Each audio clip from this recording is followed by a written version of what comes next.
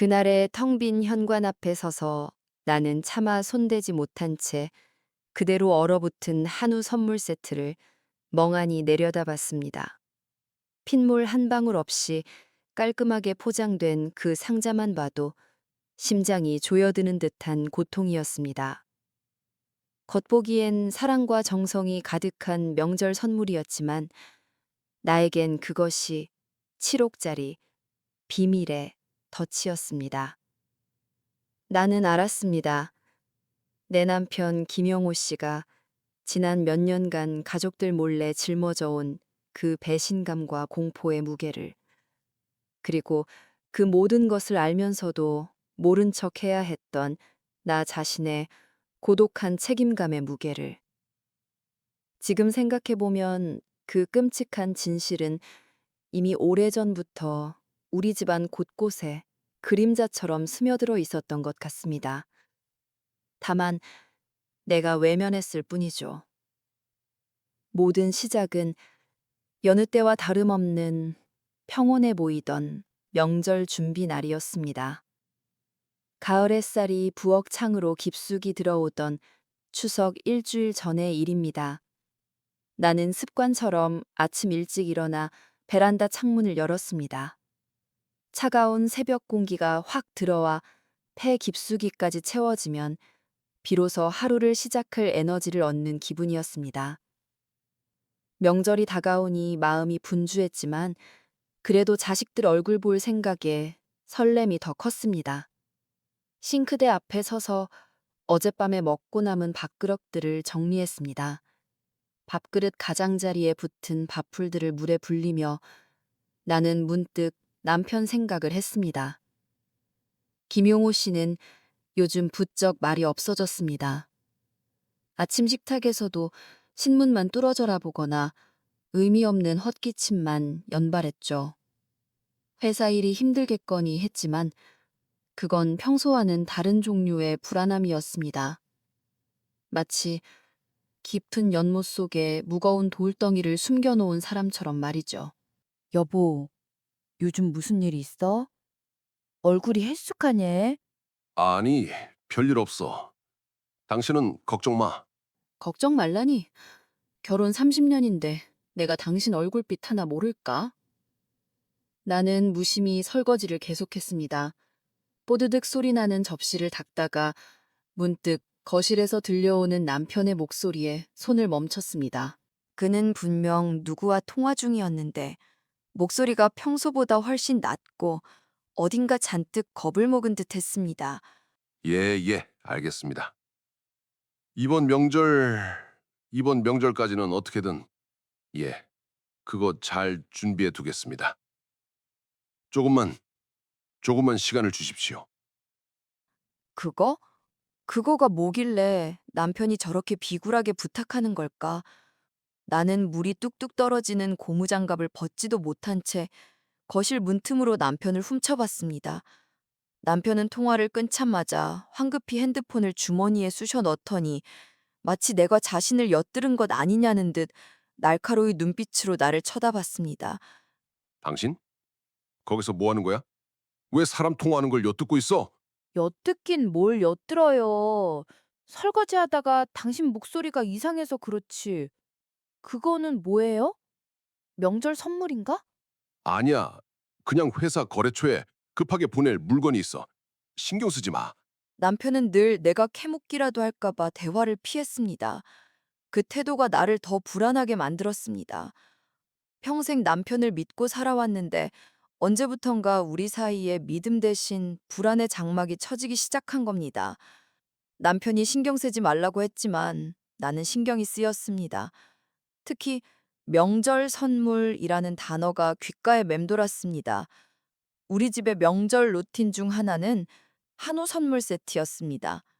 매년 추석과 설날마다 남편은 직접 정육점에 가서 최고급 한우 세트를 사왔습니다. 시댁에 보낼 것, 그리고 반드시 강 사장님이라는 이름의 지인에게 보낼 것, 이렇게 두 개를요. 그 강 사장님에게 보내는 한우 선물은 늘 유난했습니다. 가격도 가장 비쌌고 포장도 가장 고급스러웠죠. 남편은 늘 그 선물만은 나에게 절대 손대지 못하게 했습니다. 강 사장님한테 보내는 한우는 웬일 최고급일까? 회사 사람도 아닌데. 그날 오후 초인종 소리가 울렸습니다. 나는 문을 열었고 낯선 젊은 남자가 서 있었습니다. 그는 퀵서비스 기사 같았습니다. 김영호 씨 댁 맞죠? 강 사장님 쪽에 전달할 물건이 여기로 잘못 왔습니다. 회수해 가라고 하셨어요. 그는 현관 앞에 놓인 아직 포장도 뜯지 않은 새빨간 한우 선물 세트를 보며 말했습니다. 남편이 직접 사서 강 사장님께 보내려던 바로 그 선물 세트였습니다. 잠시만요. 저희 남편이 직접 정육점에서 보낸 게 아닌가 보네요. 아닙니다. 강 사장님께서 김 사장이 보낸 그 물건이 제대로 됐는지 확인차 우리 쪽으로 먼저 오게 한 겁니다. 순간 나는 그의 말투에서 어떤 경멸과 오만을 느꼈습니다. 마치 우리가 그에게 조공이라도 바치는 하찮은 존재인 것처럼 말이죠. 남편이 깍듯이 챙기는 강 사장님의 심부름꾼 치고는 너무나 무례했습니다. 빨리 주세요. 시간 없습니다. 네. 아, 여기 그가 선물 세트를 들고 돌아서는 순간 나는 그의 소매 밖으로 살짝 드러난 팔뚝에서 문신의 일부를 보았습니다. 명절 선물을 주고받는 강 사장님이라는 분은 대체 어떤 분이시길래 이런 사람을 심부름꾼으로 쓰는 걸까? 그날 저녁 남편에게 이 사실을 말했습니다. 여보, 오늘 퀵 기사가 와서 그 강 사장님한테 보낼 한우 선물을 도로 가져갔어요. 근데 그 사람이 좀 이상했어요. 예의도 없고 문신도 슬쩍 보이고. 대체 그 강 사장님이라는 분이 어떤 분이세요? 남편은 내가 강 사장님을 억류하자마자 밥숟가락을 떨어뜨릴 뻔했습니다. 그의 얼굴은 순식간에 창백하게 질렸고 이마에는 식은 땀이 맺혔습니다. 왜? 왜 그걸 당신이 신경 써? 그냥 거래처 사람이야. 신경 쓰지 마. 거래처 사람이라면 저렇게 숨길 필요가 없는데 분명 뭔가가 있다. 당신이 나를 속이고 있다. 나는 남편의 비정상적인 반응에 더 이상 묻지 못하고 침묵했습니다. 그날 밤 잠자리에 들었을 때도 남편은 등을 돌린 채 아무 말도 하지 않았습니다. 나는 곁에 누운 남편의 숨소리에서 느껴지는 깊은 불안함을 외면할 수 없었습니다. 나는 일어나 조용히 부엌으로 향했습니다. 창 밖은 깊은 밤이었고 나는 믹스커피 한 잔을 탔습니다. 따뜻한 커피잔을 두 손으로 감싸쥐고 나는 창밖 어둠 속을 멍하니 바라보았습니다. 정말이지. 지난 30년간 당신 믿고 살았는데 나에게 숨기는 것이 있다면 그게 도대체 뭘까? 이 명절 한우 선물 뒤에 숨겨진 비밀이 우리 가족을 무너뜨릴 만큼 무서운 것일까? 다음 날 새벽. 나는 남편이 출근하기 전 옷을 갈아입는 틈을 타 어젯밤 남편이 핸드폰을 급히 숨겼던 양복 안주머니를 조심스레 만져보았습니다. 핸드폰은 없었지만 그 안에서 작고 단단한 종이 조각이 만져졌습니다. 순간 손끝에 느껴진 서늘함에 나는 온몸에 피가 멈추는 듯했습니다. 도대체 이 작은 종이 조각에 무엇이 쓰여 있는 걸까? 남편의 양복 주머니에서 꺼낸 그 작고 단단한 종이 조각은 내 인생을 송두리째 흔들 파국의 씨앗이었습니다. 나는 출근 후 남편의 서랍을 뒤지는 나 자신을 발견하고는 섬뜩했습니다. 평생 남편의 사생활을 존중했는데 이미 우리 부부의 신뢰는 산산조각 났다는 증거였죠. 종이 조각은 곧바로 서랍 깊은 곳에서 발견된 봉투와 연결되었습니다. 서랍 속 낡은 보험 증서들 사이에 숨겨진 얇고 긴 봉투 안에는 A4 용지 서너 장이 들어 있었습니다. 차용증. 굵은 글씨가 내 눈앞에서 춤을 추는 것 같았습니다. 내 손은 떨렸고 심장은 목구멍까지 솟아올랐습니다. 그 아래에는 내가 퀵기사를 통해 들었던 강 사장님의 이름과 명함이 인쇄되어 있었습니다. 김영호, 금 7억 원. 정. 이자는 연 25%로 하며 상환 기간은 나는 그 숫자를 2번, 3번 다시 읽었습니다. 7억? 우리 부부가 아파트 하나 달랑 가지고 남은 노후 자금의 몇 배에 달하는 금액이었습니다. 그리고 계약서에 적힌 차용 날짜는 3년 전. 남편이 회사를 그만두고 마지막으로 야심차게 시작했던 사업이 망했던 바로 그때였습니다. 7억이라니. 이걸 3년 동안 나 혼자 까맣게 모르고 있었다니. 대체 당신은 나를 뭘로 본 건가요?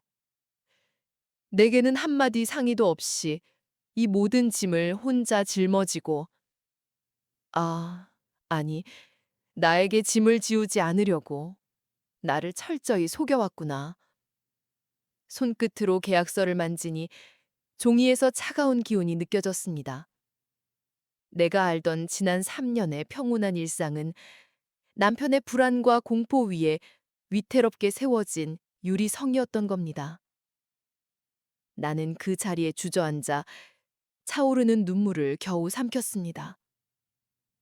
이 계약서가 명절 한우 선물 뒤에 숨겨진 진실이었다는 사실이 너무나 비참했습니다. 그 한우가 강 사장에게 가는 뇌물이자 우리의 삶을 옥죄는 족쇄였던 것이죠. 저녁이 되어서야 남편이 돌아왔습니다. 그의 표정은 이미 잔뜩 지쳐 있었고 나를 마주치는 눈빛을 피하고 있었습니다. 나는 더 이상 침묵할 수 없었습니다. 나는 그 차용증 봉투를 꺼내 식탁 위에 조용히 올려놓았습니다. 여보, 이거 대체 뭐예요? 이 7억은요? 강 사장님이라는 분은 어떤 분이세요? 남편은 식탁 위의 봉투를 보자마자 몸이 굳었습니다. 그의 얼굴에서 핏기가 싹 가셨고 떨리는 손으로 봉투를 움켜쥐었습니다. 당신이 이걸 왜 봐? 남의 물건을 왜 함부로 뒤져? 남의 물건이요? 이 집에 살고 있는 당신 아내예요. 7억이잖아요, 여보. 이 돈 때문에 당신이 매번 그 강 사장이라는 사람에게 명절마다 한우를 바치고 불안에 떨었던 거잖아요. 시끄러워. 내가 어떻게든 해결하려고 했어. 당신한테 짐 주기 싫어서 그랬던 거야. 다 당신 때문이잖아. 당신이 맨날 돈 하니까 말 못한 거 아니야. 남편의 절규는 나에게 씻을 수 없는 상처를 주었습니다. 그가 모든 것을 내 탓으로 돌리려 하자 내가 지난 30년간 짊어졌던 희생이 한순간에 부정당하는 기분이었습니다. 내가 뭘 했는데 다 내 탓이에요. 내가 당신한테 7억을 벌어오라 했어요? 내가 당신 사업 말아먹으라 했어요? 나는 그저 당신 믿고 평범하게 살고 싶었을 뿐인데 이제 와서 이 엄청난 빚을 혼자 해결하라며 나를 완전히 배신한 거잖아요. 남편은 더 이상 대꾸하지 않았습니다. 그는 차용증 봉투를 들고 방으로 들어가 문을 잠가버렸습니다. 쿵소리가 나는 문에 기대어 나는 홀로 울었습니다. 격렬한 싸움 후의 침묵은 그 어떤 비난보다 더 외롭고 고통스러웠습니다. 그렇게 며칠이 지나고 나는 애써 밥을 짓고 발레를 하며 일상을 유지하려 했습니다. 남편은 방에서 나오지 않았고 우리 집은 마치 폭풍 전야처럼 조용했습니다. 그날 저녁 아들 민준이 명절을 앞두고 안부 인사를 겸해 잠시 들렀습니다. 민준은 아빠의 차를 보고는 잔뜩 인상을 찌푸렸습니다. 엄마, 아빠 차 저거 새로 뽑은 거요? 아니, 지난번에 사업 망하고 아직 빚도 못 갚았다면서 이 상황에 명절 선물도 그렇게 비싼 한우로 떡하니 사놓고 또 차를 바꾸는 건 무슨 심보예요? 아니, 민준아. 그게 아니고 엄마는 또 아빠 편만 들죠. 아빠가 늘 이런 식이었잖아요. 겉으로만 허세 부리고 가족 생각하는 척 하면서 정작 현실은 나 몰라라 하고 엄마까지 아빠를 감싸주니까 아빠가 더 정신을 못 차리는 거예요. 아들아, 네가 모르는구나. 아빠가 저 차를 새로 뽑은 건 아마 사채업자들이 협박하며 준 차일지도 몰라. 그 한우 선물이 뇌물이었던 것처럼 말이야. 아빠는 지금 당신이 생각하는 것처럼 멋있는 허세를 부리는 게 아니란다. 아들은 나를 원망스러운 눈빛으로 바라봤습니다. 그는 내가 남편의 무책임한 행동을 은폐하고 있다고 오해하고 있었습니다. 아들에게 아빠의 고통을 이해시키려니 7억의 비밀을 털어놓아야 할 것 같았고 나는 그럴 용기가 없었습니다. 민준아, 아빠가 힘든 일이 있나 보지. 너무 아빠만 미워하지 마라. 엄마도 엄마도 요즘 많이 힘들다. 엄마가 왜 힘들어요? 엄마는 그냥 편하게 사시잖아요.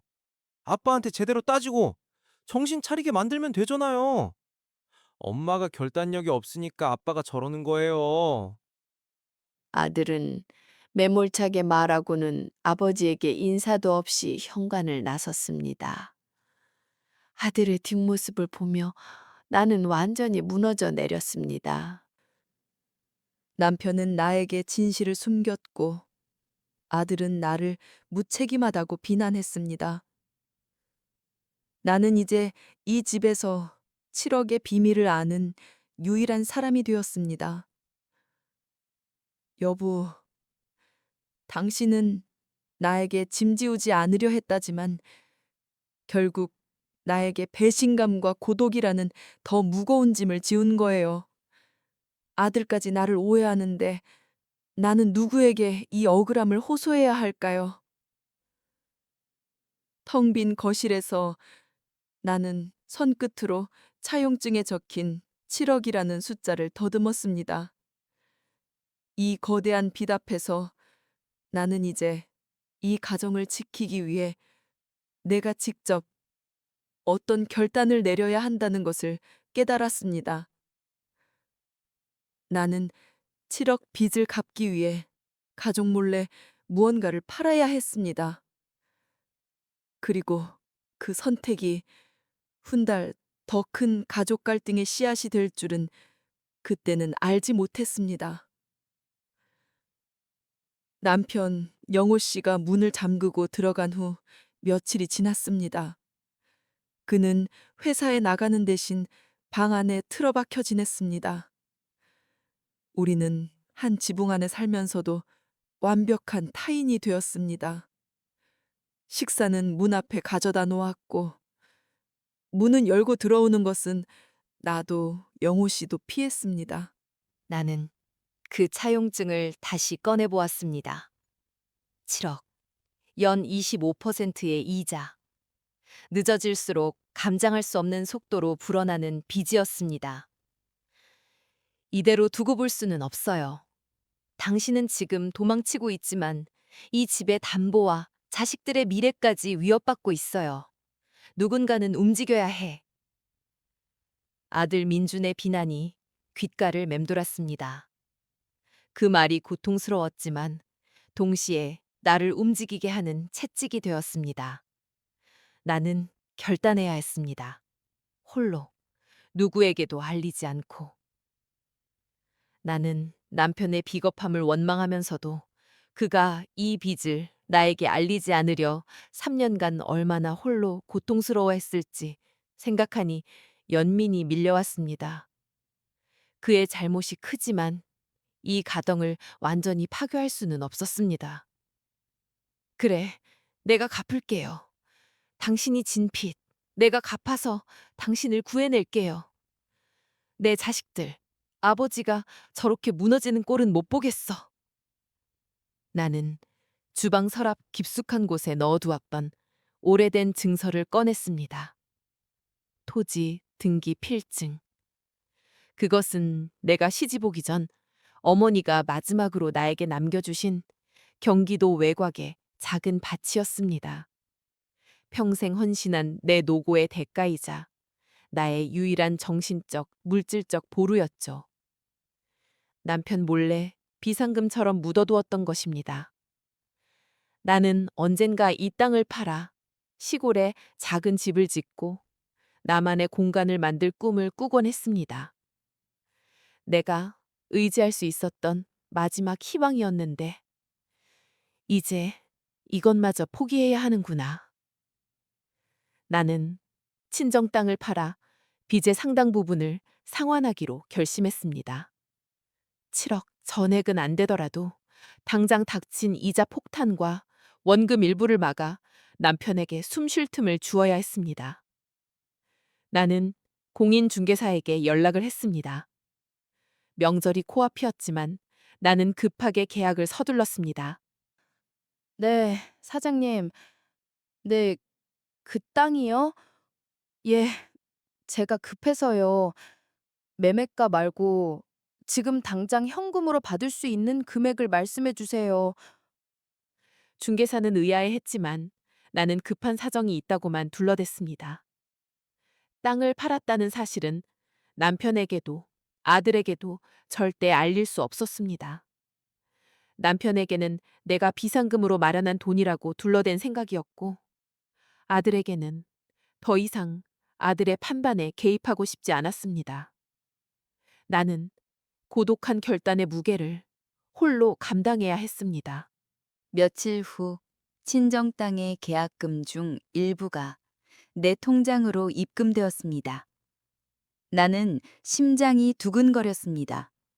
이 돈을 누구에게 어떻게 전달해야 할까요? 남편을 통하면 또다시 시간을 끌거나 중간에서 무슨 일이 생길지 알 수 없었습니다. 나는 직접 강 사장님을 만나기로 했습니다. 남편의 차용증에 적힌 강 사장 명함에 적힌 번호로 전화를 걸었습니다. 여보세요? 저는 김영호 씨 아내 이정미입니다. 강 사장님 맞으신가요? 오호, 김영호 씨 아내분이시군요. 부인이 직접 전화를 할 줄은 몰랐는데. 김 사장은 요즘 명절 준비가 바쁘신가 봅니다. 명절 전에 상환해야 할 금액이 일부 있다고 들었습니다. 제가 직접 뵙고 전달하고 싶습니다. 좋아요. 선물은 직접 받아야 맛이지요. 그럼 우리 쪽 사람을 보낼게요.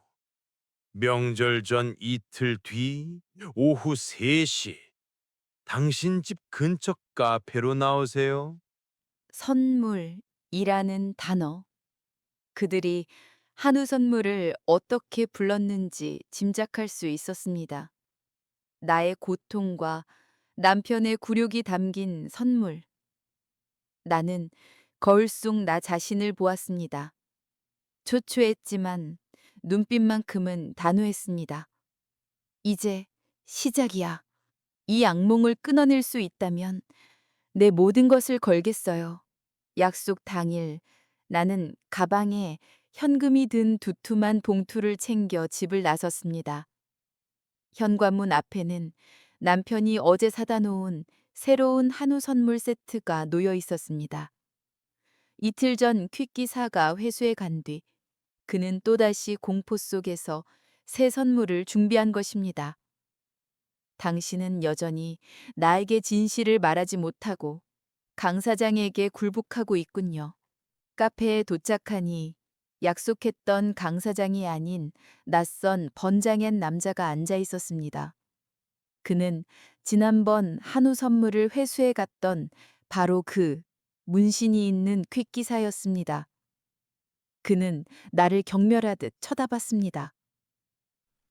이정미 씨 맞죠? 강 사장님께서 바쁘셔서 제가 대신 왔습니다. 선물은 가지고 오셨죠? 나는 테이블 위로 돈 봉투를 밀어 넣었습니다.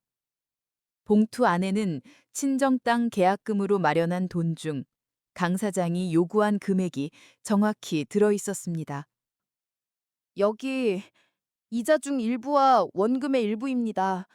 영수증을 끊어주세요. 영수증이요? 이거 가지고 되겠어요? 7억에 비하면 쥐꼬리도 안 되는 돈인데. 그리고 김 사장이 보낸 명절 선물은 어디 갔죠? 오늘이 마지막 기한인 거 몰랐습니까? 나는 충격에 빠졌습니다. 남편이 오늘이 마지막 상환 기한인 것을 알고 있었고, 그래서 또다시 한우 선물을 준비한 것입니다. 내가 그 돈을 들고 왔음에도 불구하고 그들은 한우 선물까지 요구하고 있었습니다. 한우 선물 세트는 집에 있어요. 그리고 이 돈은 제가 어렵게 마련한 거예요. 이 정도면 명절까진 봐줘야 하는 건 아닌가요? 웃기지 마세요. 댁이 돈이 있으면 진작 갚았어야지. 이거 다시 들고 가요. 명절 당일에 강 사장님께서 직접 집으로 찾아가십니다. 그때 선물과 함께 나머지 빚에 대한 각서까지 확실하게 준비해 두세요. 김 사장이 아니라 당신이요. 그의 마지막 말은 나를 완전히 얼어붙게 만들었습니다. 그들은 이제 남편이 아닌 나를 타겟으로 삼기 시작한 것입니다. 7억의 짐이 이제 내 어깨 위에 공식적으로 얹혔습니다. 나는 그 돈 봉투를 다시 품에 안고 떨리는 다리로 집으로 돌아왔습니다. 현관에는 남편이 사다 놓은 한우 선물 세트가 덩그러니 놓여 있었습니다. 내 손에 들린 돈 봉투와 현관의 한우 선물, 이 두 가지가 명절 당일 우리 가족 파국을 불러올 도화선이 될 것임을 직감했습니다. 문신남에게 위협을 받고 돌아온 후 나는 7억의 빚과 명절 당일의 파국 예고 사이에서 짓눌려 있었습니다. 내 손에는 땅을 팔아 마련한 돈 봉투가 있었지만 그들은 내 돈을 거부하고 땅을 다음 타겟으로 삼았습니다. 남편 영호 씨는 여전히 방에 틀어박혀 나오지 않았습니다. 나는 매일 밤 잠든 남편의 방문을 물끄러미 바라보며 울었습니다. 남편에 대한 배신감보다 이 거대한 짐을 홀로 짊어져야 하는 고독한 책임감이 나를 더 고통스럽게 했습니다. 이 집에서 나를 이해하는 사람은 아무도 없어. 이 짐을 덜어줄 사람도. 다음 날 아침, 명절 이틀 전이었습니다. 텅 빈 집에 초인종 소리가 울렸습니다. 나는 강 사장 쪽 사람일까봐 겁에 질렸지만 현관문 너머로 들리는 목소리는 낯익은 그러나 오랜만에 듣는 친정오빠의 목소리였습니다. 정미야, 나 오빠다. 문 좀 열어봐. 내 목소리 듣고 싶어서 왔다. 나는 문을 열었고 10년 만에 보는 친정오빠 이강민이 서 있었습니다. 오빠는 사업 실패 후 연락을 끊고 지냈는데 웬일인지 깔끔한 차림으로 나타나 있었습니다. 오빠는 내 초췌한 얼굴을 보더니 눈살을 찌푸렸습니다. 내 얼굴이 왜 이 모양이냐? 무슨 일 있어? 영호는? 오빠가 여긴 웬일이야? 우리 집은 별일 없어. 그냥 명절 준비하느라 좀 바쁘지. 나는 애써 밝은 척했지만 오빠는 내 어깨를 잡고 거실로 들어섰습니다. 이 거짓말은 4살 때부터 안 통했어. 너 많이 힘들어 보였다. 내 일 때문에 영호한테 큰돈 신세진젤 있지 않냐? 내가 너한테 뭘 해줄 수 있을까 해서 왔다. 오빠는 거실 소파에 앉아 조용히 진실을 털어놓았습니다. 내가 3년 전에 크게 사업을 말아먹었을 때 강사치라는 악독한 놈한테 걸렸었어. 그때 영호가 자기 재산을 털어서 내 빚을 일부 막아줬다. 그 덕분에 내가 간신히 목숨 부지했지. 이번 7억 그거 나 때문에 진 빚이 맞지? 오빠의 말에 나는 망치로 맞은 듯 했습니다. 남편이 7억을 진 이유. 내가 3년간 그에게 품었던 배신감이 일순간에 무너지는 기분이었습니다. 남편은 사채로 도박을 하거나 허세를 부린 것이 아니라 친정 오빠의 연대 보증 때문에 빚을 짊어진 것이었습니다. 오빠, 오빠 때문에 빚을 졌다고? 그걸 왜 나한테 말 안 했지? 영호 씨는 왜 3년 동안 그 사실을 숨겼을까? 오빠는 지금 괜찮은 거야? 영호는 널 지키고 싶었겠지. 자기 실패도 싫었고 친정 문제로 내 마음 아프게 하는 것도 싫었을 거고. 영호는 내가 아는 것보다 훨씬 책임감 있는 사람이다, 종미야. 내 걱정은 마. 나는 이제 다시 작은 가게 하면서 겨우 먹고 산다. 그런데 내가 그 강사책에 시달린다는 소식을 들었다. 오빠는 조용히 가방에서 두툼한 봉투를 꺼내 내밀었습니다. 이거 내 전 재산이야. 1억 5천만 원. 7억엔 턱없이 모자라지만 일단 이걸로 이자라도 막어라. 네가 땅을 팔았다는 이야기도 들었다. 너 설마 그 친정 땅까지 팔았니? 나는 오빠의 질문에 아무 말도 할 수 없었습니다. 오빠는 내 침묵을 보고 모든 것을 짐작한 듯 깊은 한숨을 내쉬었습니다. 오빠가 준 돈은 나에게는 가뭄의 단비와 같았습니다. 나는 오빠에게 눈물로 고맙다고 했지만 한편으로는 불안했습니다. 오빠가 이 돈을 마련하기 위해 또다시 강 사장과 엮인 것은 아닐까? 오빠, 이 돈 강 사장한테서 받은 거 아니지? 혹시 오빠도 또 엮인 거라면 아니다. 절대 아니다. 내가 널 또 고생시키겠니? 이건 순수하게 내가 모은 돈이다. 나는 오빠의 진심을 믿고 싶었지만 문득 오빠가 방으로 들어가 영호 씨와 나눈 대화가 신경 쓰였습니다. 7억? 아, 맞다. 그게 우리한테 돌아온다는 약속은 지켜줄 거지. 이번 명절이 마지막일 거야.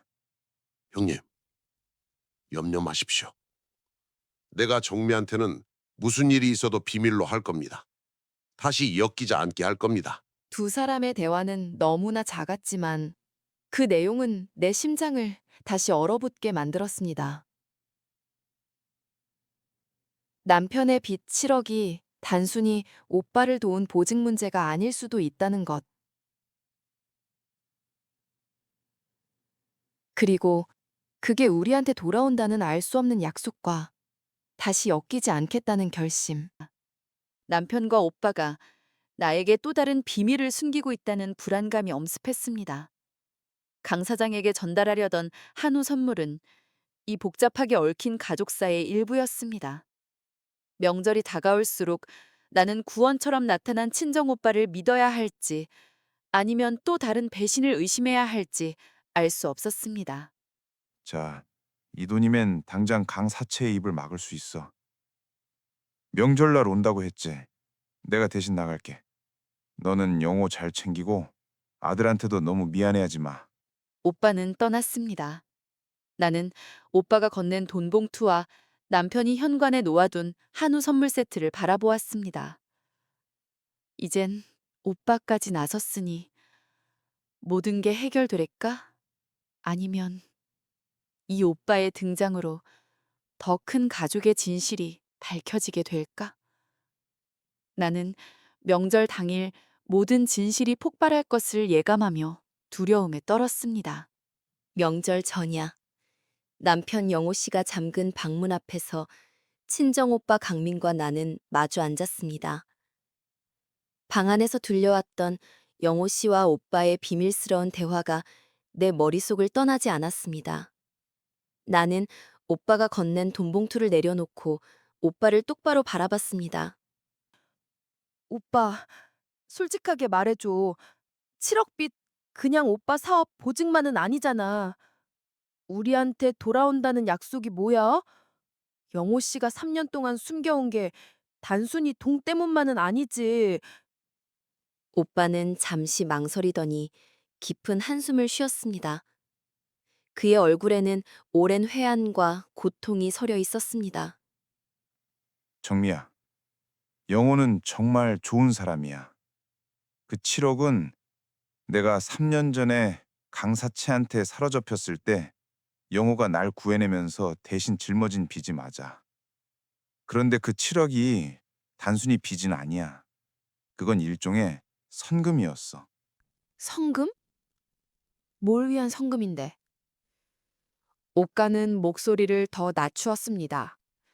그는 주변을 쓱 둘러보더니 마치 벽에 귀가 달린 것처럼 조심스럽게 속삭였습니다. 기억나? 네가 결혼할 때 어머니가 너한테 남겨주려던 땅 말고 가족들만 아는 오래된 집문서가 하나 더 있었지. 너희 아버지께서 마지막으로 남기신 그 집안의 진짜 뿌리가 담긴 문서.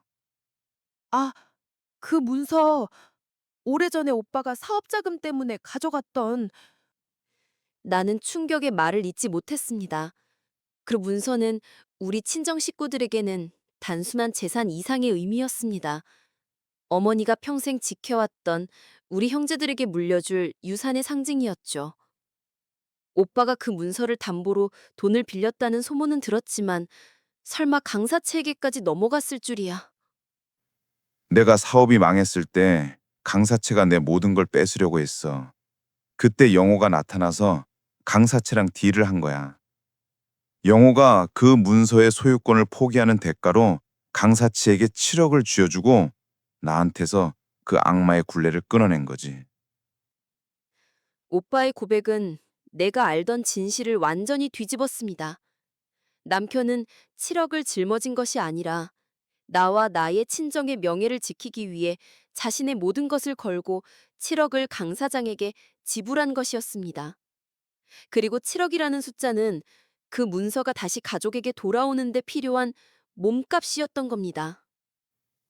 영호는 강사치에게 3년간 이자를 바치면서 그 집문서를 다시 우리에게 돌려달라고 요구하고 있었어.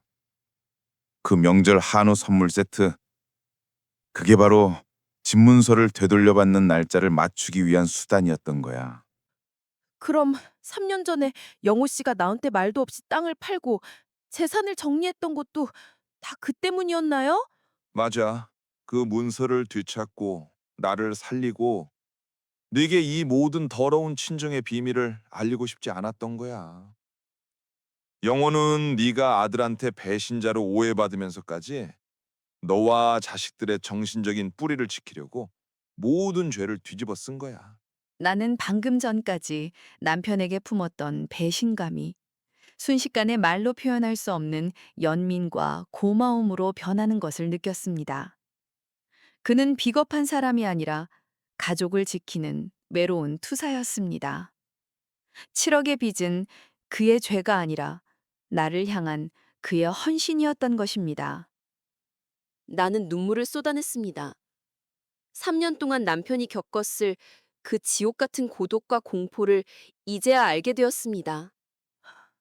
여보, 여보, 그걸 왜 나한테 말 안 했어요? 왜? 하지만 오빠의 이야기에는 여전히 의문이 남았습니다. 그게 우리한테 돌아온다는 약속, 오빠, 그럼 명절 당일날 강 사장이 우리 집으로 오기로 한 건 돈 받으러 오는 게 아니라 그 문서를 돌려주기로 약속한 거예요?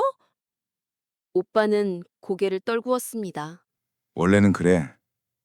영호가 오늘까지 모든 이자를 정리하고 남은 원금을 갚겠다는 조건으로 명절날 문서를 돌려받기로 약속했지. 내가 오늘 가져온 돈과 네가 마련한 돈, 이게 그 약속의 마침표가 될 거야. 오빠는 내게 한 가지 더 중요한 사실을 털어놓았습니다. 그게 우리한테 돌아온다는 약속은 그 문서가 돌아오면 네가 그것을 내게 다시 줄 것이라는 약속이었어. 내가 그때 너무 힘들었거든. 영호는 나의 부탁을 거절하지 못했어. 결국 남편의 희생은 순수했지만 오빠는 그 희생을 이용해 다시 한번 그 문서를 차지하려 했던 것이었습니다. 오빠는 나에게 용서를 구했고 나는 오빠의 이기심과 남편의 헌신 앞에서 극심한 혼란을 느꼈습니다. 결국 7억의 빚은 친정의 부끄러운 역사였고 남편은 그 역사를 우리 집안에서 끊어내기 위해 스스로 악역을 자초한 거였어요. 나는 울음을 멈추고 눈을 떴습니다. 더 이상 울 시간이 없었습니다. 이제 남편의 희생과 친정의 비밀까지 알게 된 나는 이 싸움에 이정미라는 이름으로 온전히 참여해야 했습니다. 다음 날 아침, 추석 명절 당일이 밝았습니다. 우리 집은 여느 때와 다름없이 고요했지만 그 고요함 속에는 곧 폭발할 시한폭탄의 시계소리가 숨어 있었습니다. 오빠는 현관 앞에 섰습니다. 나는 화장을 하고 굳게 마음먹은 얼굴로 오빠의 곁에 섰습니다. 남편 영호 씨는 아직 방에서 나오지 않고 있었습니다. 오빠, 내가 나설게요. 이건 내 가정의 문제이기도 하고 내 친정의 문제이기도 해요. 이제 내가 끝내야죠. 오빠가 고개를 끄덕였습니다. 그 순간 초인종이 울렸습니다. 명절 아침에 맑은 공기를 가르는 강 사장의 방문을 알리는 소리였습니다. 드디어 올 것이 왔습니다. 7억의 비밀, 한우 선물의 저주, 그리고 우리 가족의 모든 진실이 폭발하는 순간이. 나는 굳은 얼굴로 현관문을 열었습니다. 문 앞에 서 있는 남자는 지난번 퀵 기사가 아닌 깔끔하고 날카로운 인상을 가진 강 사장이었습니다. 그는 나를 위아래로 훑어보며 비릿한 미소를 지었습니다. 그의 손에는 어떤 서류 봉투가 들려 있었습니다. 안녕하세요, 이정미 사모님. 명절 잘 보내고 계십니까? 김 사장님께 선물을 받으러 왔습니다. 그리고 가족의 오랜 빚을 정리하러 왔습니다. 그때 등 뒤에서 방문이 열리는 소리가 들렸습니다. 남편 영호 씨가 며칠 만에 방에서 나와 창백한 얼굴로 현관을 바라보고 있었습니다. 그는 모든 것을 포기한 듯한 절망적인 눈빛으로 나를 바라보았습니다. 세 사람, 남편 영호, 아내 정미, 강 사장, 그리고 그 뒤에 숨어 있는 친정엄과 강민. 모든 가족의 비밀이 이 현관 앞에서 폭발하기 직전입니다.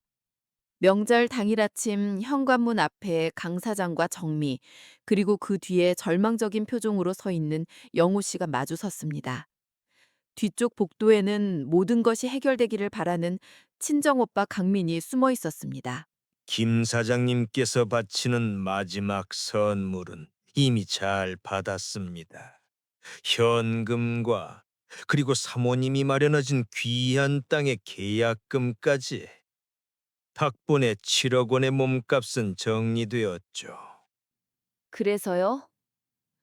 저희가 요구한 그 문서는 가져오셨나요? 강 사장은 들고 온 서류 봉투를 테이블 위에 던지듯 내려놓았습니다. 봉투가 바닥에 부딪히며 나는 둔탁한 소리가 온 집안에 울려 퍼졌습니다. 물론이죠. 3년 동안 김 사장이 저에게 바친 헌신의 대가 아닙니까? 여기 우리 이정미 사모님 친정의 진짜 뿌리가 담긴 문서가 있습니다. 남편 영호 씨는 고개를 들지 못하고 바닥만 바라봤습니다. 내가 친정오빠의 고백을 듣고 모든 진실을 알았다는 사실을 모르는 채 그는 여전히 자신을 비난받아 마땅한 죄인이라 여기고 있었습니다. 자, 이 문서만 받으면 이 모든 지긋지긋한 관계는 끝납니다. 그런데 김 사장님이 저에게 따로 부탁한 것이 있지요. 김 사장님은 이 문서를 받으면 친정 오빠 강민 씨에게 건네겠다고 저에게 약속했습니다. 강민 씨는 그 문서가 본인의 것이라 주장하며 그 대신 사모님의 땅 판돈까지 보탰지요. 김 사장님, 약속대로 이 문서를 강민 씨에게 넘기시겠습니까? 그는 영호 씨와 강민 오빠를 이간질하려 그리고 우리 가족을 파국으로 몰아넣으려 이 마지막까지 잔인한 미끼를 던진 것입니다. 이때 뒤에 숨어있던 오빠 강민이 튀어나오려 했지만 나는 단호하게 그를 막아섰습니다. 강 사장님, 그만하세요. 영호 씨가 왜 그 약속을 했는지, 제가 왜 이 빚을 갚기 위해 제 유일한 땅까지 팔았는지, 강 사장님은 영원히 모를 겁니다. 당신은 그저 돈으로 가족의 고통을 사려고 했을 뿐이니까요. 영호 씨는 우리 가족의 정신적인 뿌리를 지키려 했습니다. 하지만 저는 이제 알아요. 우리 가족의 뿌리는 오래된 집문서나 친정의 명예 같은 게 아니라는 것을요. 나는 테이블 위에 봉투를 집어들었습니다. 오빠, 죄송하지만 오빠가 그 문서를 다시 가져가서 또다시 사채업자에게 팔아넘길 일은 없을 겁니다. 오빠는 이제 오빠의 삶을 사세요. 이 가족에게서 완전히 독립해야 합니다. 친정오빠 강민은 내 말에 망연자실한 표정을 지으며 주저앉았습니다. 이제 나는 고개를 숙이고 서 있는 남편 영호 씨에게 다가갔습니다. 여보, 고마워요. 3년 동안 당신이 얼마나 외롭고 힘들었을지 이제 알았어요. 당신은 나를 지키려 했지만 진실을 말하지 않은 건 잘못했어요. 하지만 나는 당신을 용서해요. 우리는 이제 다시 시작할 수 있어요. 남편은 눈물을 흘리며 나를 끌어안았습니다. 3년간 짓눌렸던 모든 고통과 비밀이 그 포옹 속에 녹아내렸습니다. 나는 포옹을 풀고 손에 쥔 그 문서가 든 봉투를 강 사장에게 보여주었습니다. 강 사장님, 이 문서가 우리 가족에게는 저주와 같았다는 걸 아시죠? 당신에게는 이게 돈이었겠지만 우리에게는 오래된 짐이었어요. 당신은 이걸 가지고 영원히 우리 가족을 협박할 수 있다고 생각하겠죠? 강 사장은 당황한 표정을 지었지만 곧 비웃었습니다. 무슨 소리 하는 겁니까? 문서만 있으면 언제든 나는 더 이상 듣지 않았습니다. 나는 봉투에서 오래된 집문서를 꺼냈습니다. 누렇게 바랜 종이에는 아버지의 필체가 남아 있었습니다. 우리의 뿌리는 여기에 있지 않아요. 우리의 뿌리는 지금, 이 순간, 우리가 서로를 믿는 마음에 있어요. 결국 나는 온 힘을 다해 그 문서를 찢어버렸습니다. 찢어진 종이 조각이 마치 눈처럼 공중에 흩날렸습니다. 강 사장은 경악했습니다. 이 여자가 감히 그거 엄청난 가치가 있는 문서인 걸 몰라요? 알아요. 하지만 이제 돈의 가치는 끝났습니다.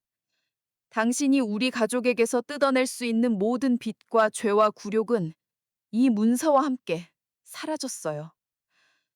명절 잘 보내세요, 강 사장님. 강 사장은 더 이상 우리를 협박할 명분도 상징도 없다는 것을 깨달았습니다. 그는 분노했지만 아무 말도 하지 못하고 찢어진 문서를 밟고 현관을 나섰습니다. 문신남이 회수해 가야 할 한우 선물 세트도 이제 더 이상 그들의 뇌물이 아니었습니다. 문이 닫히자 집은 다시 평온해졌습니다. 남편 영호 씨는 무너져 내린 친정 오빠 강민을 부축했습니다. 강민 오빠는 자신의 이기심을 깊이 누였고 영호 씨는 그런 형님을 말없이 안아주었습니다. 아들 민주는 명절 인사를 드리러 집으로 돌아오다가 현관 앞에서 이 모든 광경을 목격했습니다. 찢어진 문서 조각, 울고 있는 아빠와 엄마, 그리고 오빠의 모습. 그는 비로소 그동안 자신이 아빠를 얼마나 오해했는지, 그리고 엄마의 침묵이 얼마나 무거운 희생이었는지 깨달았습니다. 엄마, 아빠. 나는 아들의 손을 잡았습니다. 민준아, 이제 너희 아빠는 더 이상 비겁한 사람이 아니야. 우리는 이제 새로운 명절을 맞이할 거야. 허세도 빚도 굴욕도 없는 진짜 우리 가족의 명절. 남편은 강민 오빠에게 형님, 앞으로는 저나 정미에게 기대지 마시고 홀로 서십시오. 그게 정미를 돕는 마지막 길입니다. 라고 단호하지만 따뜻하게 말했습니다. 강민 오빠는 눈물을 흘리며 고개를 끄덕였고 조용히 집을 나섰습니다. 나는 현관에 놓인 한우 선물 세트를 보았습니다. 그것은 이제 족쇄가 아니라 이 모든 악몽을 끝냈다는 증표가 되었습니다. 나는 남편과 아들을 바라보며 미소 지었습니다. 7억의 빚은 우리 가족을 파멸 직전까지 몰고 갔습니다. 하지만 그 비밀은 결국 우리에게 진정한 가족의 뿌리와 믿음이 무엇인지 가르쳐 주었습니다. 이 명절 우리는 모든 것을 잃었지만 서로를 되찾았습니다. 이제 우리 가족은 비로소 새로운 시작을 할 것입니다.